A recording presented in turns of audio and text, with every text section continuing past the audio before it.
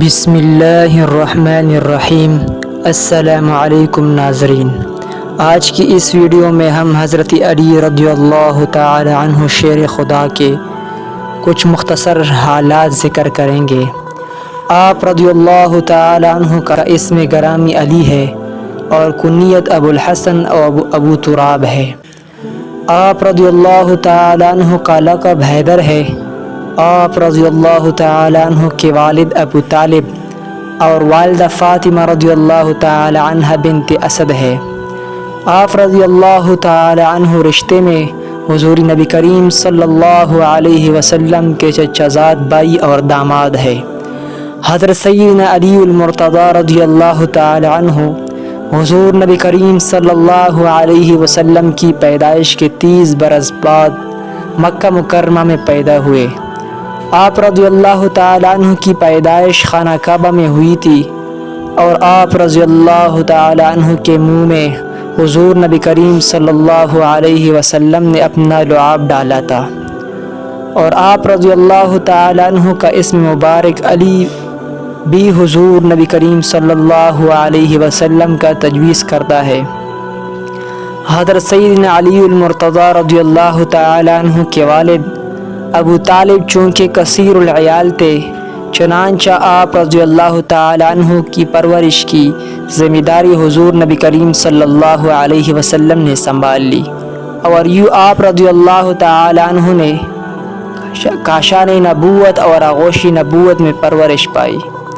جب آپ رضی اللہ تعالی عنہ کی عمر ابھی 10 برس تھی، اس وقت حضور نبی کریم صلی اللہ علیہ وسلم پر پہلی وحی کا نزول ہوا۔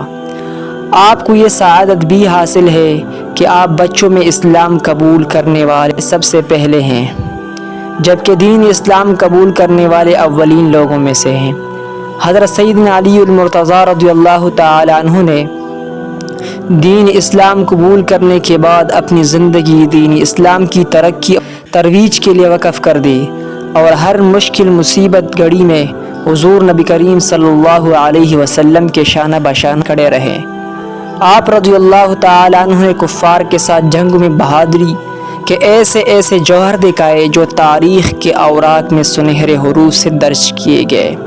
حضور نبی کریم صلی اللہ علیہ وسلم کا فرمان ہے، جس نے علی سے محبت کی اس نے مجھ سے محبت کی، اور جس نے علی سے دشمنی کی اس نے مجھ سے دشمنی کی، اور جس نے مجھ سے محبت کی اس نے اللہ سے محبت کی، اور جس نے مجھ سے دشمنی کی اس نے اللہ سے دشمنی کی۔ حضرت سیدنا علی المرتضی رضی اللہ تعالی عنہ حضرت سیدنا عثمان غنی رضی اللہ تعالی عنہ کی شہادت کے بعد منصب خلافت پر فائز ہوئے۔ آپ کا دور خلافت فتنوں سے بھرپور، اور آپ رضی اللہ تعالی عنہ نے حضرت سیدنا عثمان غنی رضی اللہ تعالی عنہ کی شہادت کے بعد کڑے ہونے والے فتنوں کا سد باب کرنے کی بھرپور کوشش کی۔ آپ نے مدینہ منورہ کو شر پسندوں سے محفوظ بنانے کے لیے کوفہ کو مملکت اسلامی کا دارالخلافہ بنایا، اور خود اپنے اہل و عیال کے ہمراہ کوفہ تشریف لے گئے۔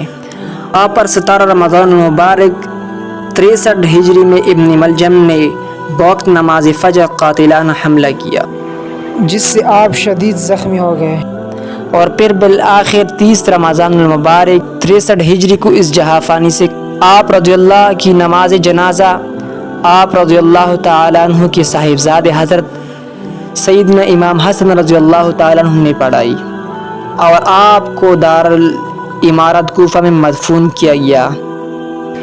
اگر ویڈیو اچھی لگی ہو تو لائک کرنا اور شیئر کرنا، اور ساتھ چینل کو سبسکرائب کرنا۔ شکریہ۔